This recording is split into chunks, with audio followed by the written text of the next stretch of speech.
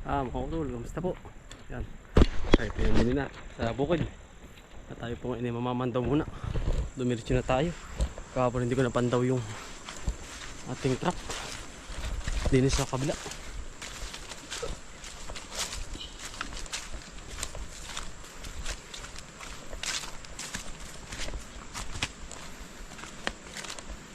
Mamamandaw muna tayo.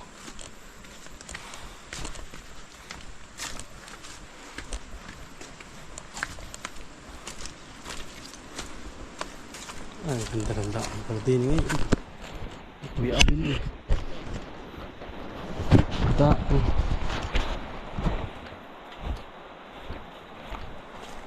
Ay, mga kautuloy sa school ay kagulo ay. Ay, kulang ang gulay. Hindi po masyadong mataas magpapresyo doon. At yun ang mga kako-teacher ni Jewel at magulang ng mga estudyante ni Mrs.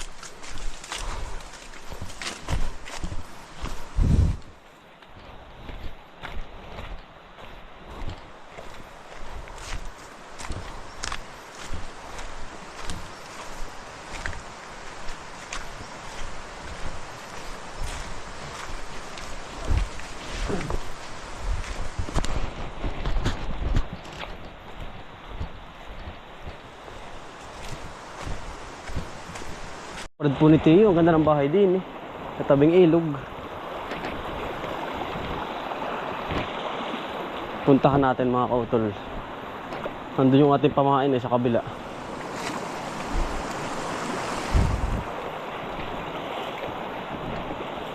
Pagkaganda ng spot ni Tio din eh. Ayun yung bukal. May bukal po din eh.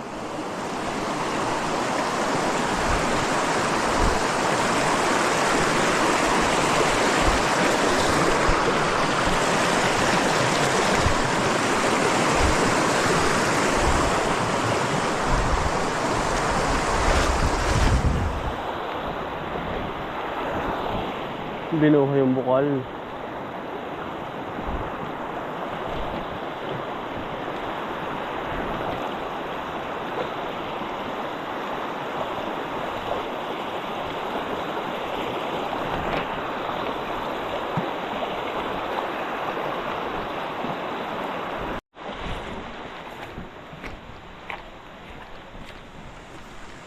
Pagkaganda pa ng bahay no?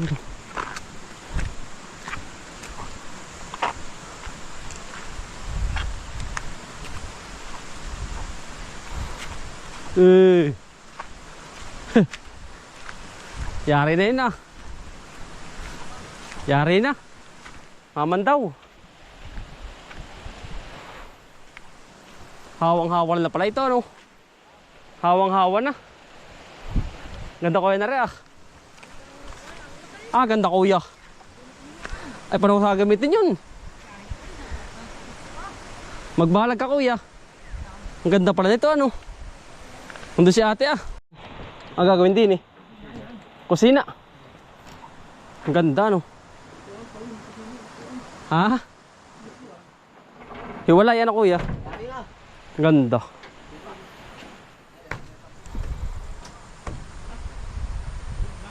Yun po yung bahay ni Tio. Pagkaganda mga kautol. Tayo mamandaw din sa kabila. Mga kautol. Nandun yung ating trap. Kinikalapit lang ano akin dun.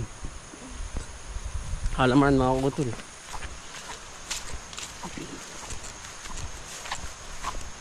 Sipag ang Tio ko ay. Kabarad po ni tatay. Tio Abel. Lahat na po sila magkakapatid yan sa sipag. Mapanganay mga pabunso po ay pati babae. Pagkasipag po.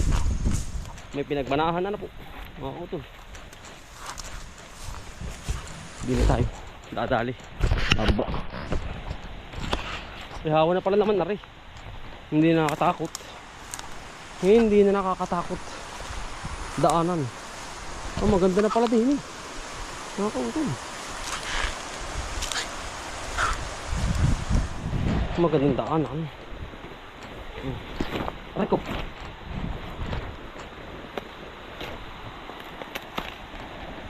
Maganda. Uy, ahas nga, ahas. Yun, ahas. Bismillah. Ahas nga. Mayroong ahas na naman. Liih. Ahas tulog pa man din. Ahas mga utol.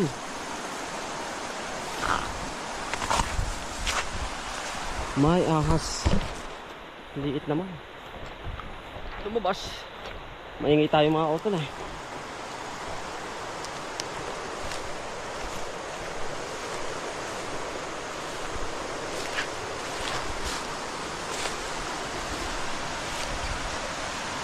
Ay, napatid pa. Ang batis ni Tio Uming. Yan din yung ating pain. Doon sa dulo-dulo. Mga utol. Ating pintahan. Baka po meron ay nakatikim man lang. Takal na din nakakatikim ay.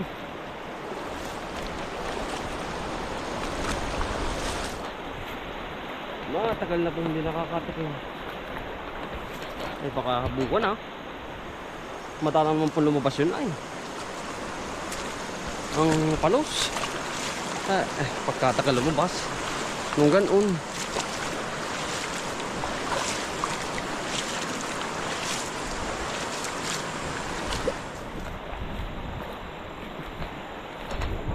Pagkakatagal lumabas.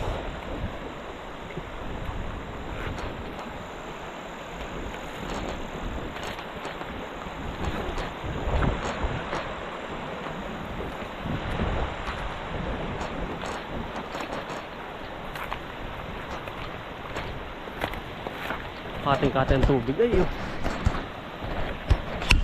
marami nagkakana mga utol.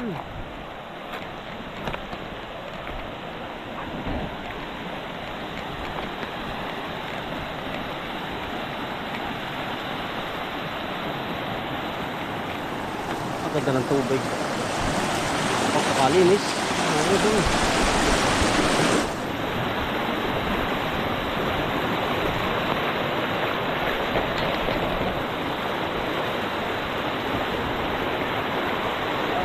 Hindi mo kakayang tawirin mga utol kapag kapag sumula ka ng tubig ay hindi kakayanin. Pero kapag ganito lang kaya ito.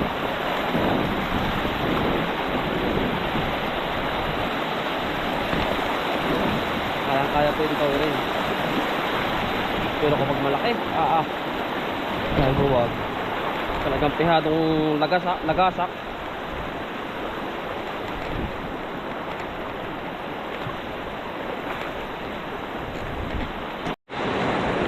Matawid mga kautol, talagang ang laki ng tubig.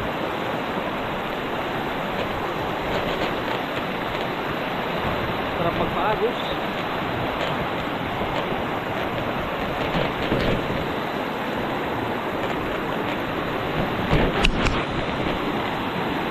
Maraming pako.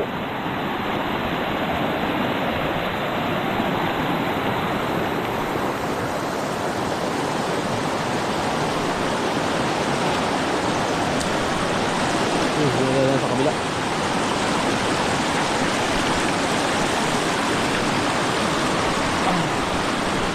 Tayo.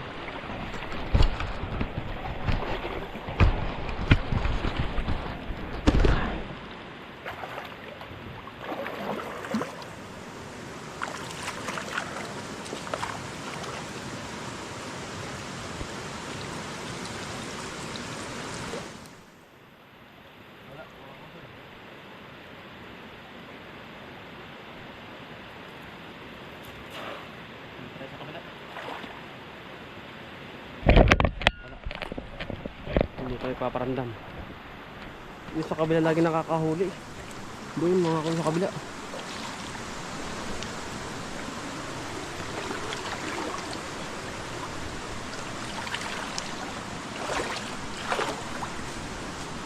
Labuyo. Yung mga utol yung tabi po.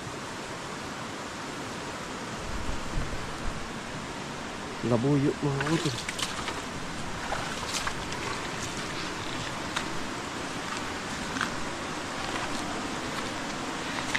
Ay, hindi na mga utol.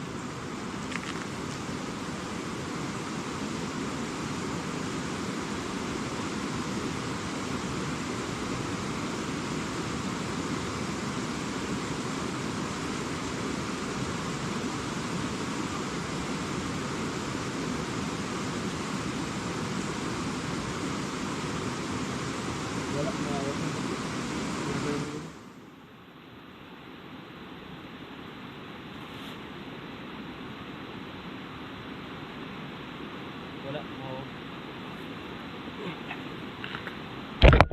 Hindi pa nagpapasimbad. Hindi pa nasimbad yung mga dapat sumimbad. Kaya alam natin dyan. May time din na mahuhuli natin yung mga malaki dyan.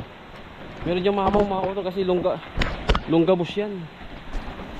Nagpapahuli lang yung mga hito, dalag, saka yung hipon.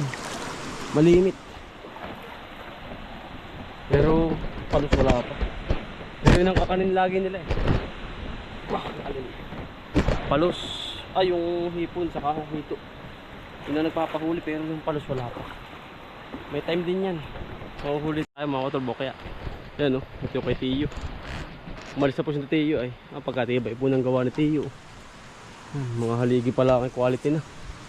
Matibay po. Mga yari pong quality. Yan. Kagara. Kay Tiyo Abil po. Sa kapatid po ni tatay. Napakasipag po niya Tiyo. Ang linis po ng harapan. Ang yari po ng kahoy quality. Kagandahan yan mga utol. Kalapit po sa tubig. Yan tabing ilog. May halamanan.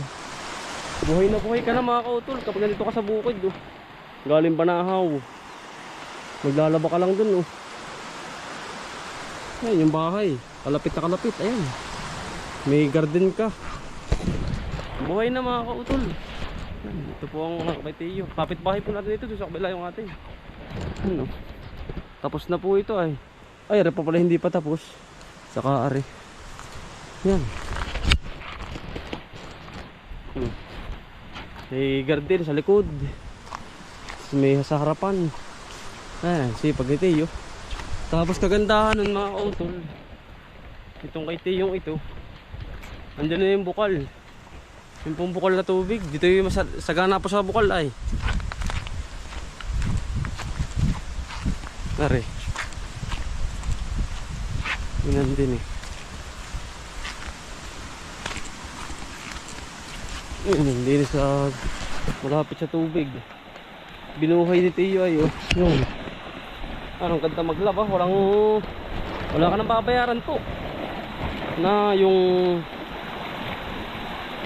tubig, wala, ayan galing Banahaw. Linis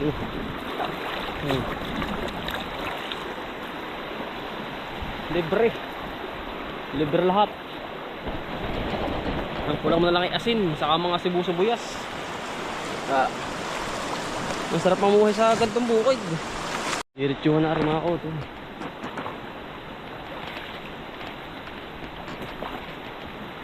Ari. Nandun binuhay ni Tiyo. Yun yung kubo. Tapos ari yung bukal. Nandun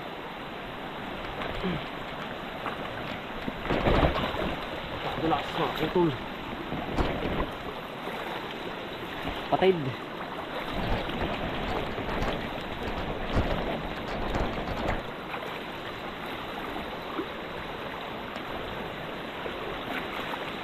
Sabi po. Ano tayong papasukan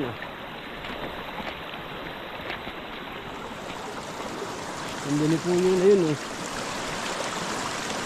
Yun ang daan. Binuksan na ni Tiyo. Yung bukal. Libre lahat. Mga kautol. Libre lahat. Ang patubig. Ayun. Tanlakas. Mga kautol. Yan. Yan ang bukal. Yan. Uy, bukal.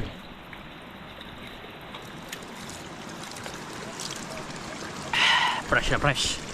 Yan Yun yung kubo. Yun. Kita nyo po yun. Libre. Libre po lahat. Diyan ako naikib mga kautol. Pag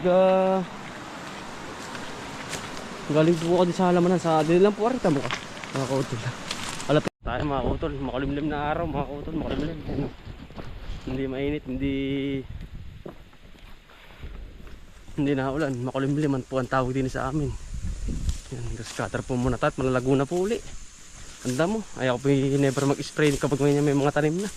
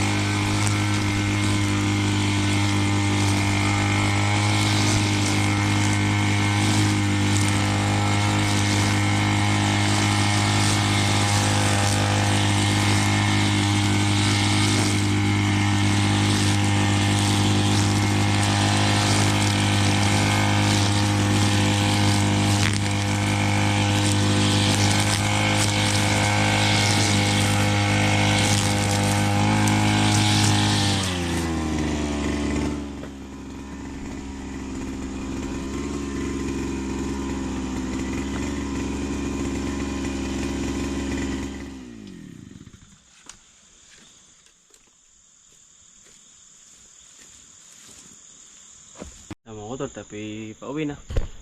Gabi na po. Yan. Pauwi na po tayo. Mabiyahe pa po tayo hanggang Kalumpang. Isang oras, 45 minutes pa mga utol. Mula dito sa bukid. Baka isang oras pa nga po eh. Yan. Kasi napasarap. Napasarap ng trabaho natin mga utol. Gabi na pa. Gabi na pala. Oo. Kain naman na. Napasarap. Ay hindi po pansin ng oras. Mga utol. Mabiyahe pa tayo. Ipa-slide ni Ninong Pidil at Ninong Pilipina. Gamit ko ito. Bigay po ito sa akin. Dito nga po sa linaw. Ang ganda sa naulbon sa halaman mga kautol. Yan ang bilis lalaki. Biyahe pa tayo. Hanggang Kalumpang. Mga kautol. Dadaan pa tayo kung dautol. May kukunin pa ako din. Dadaan. Maputok dyan.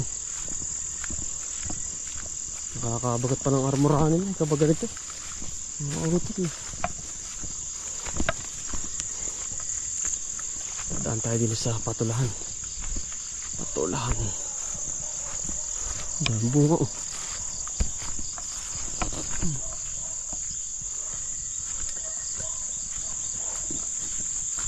Kulik-kulik mga kautol.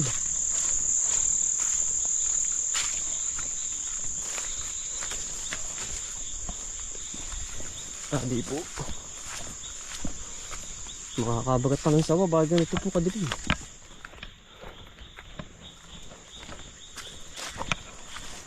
Gawa ng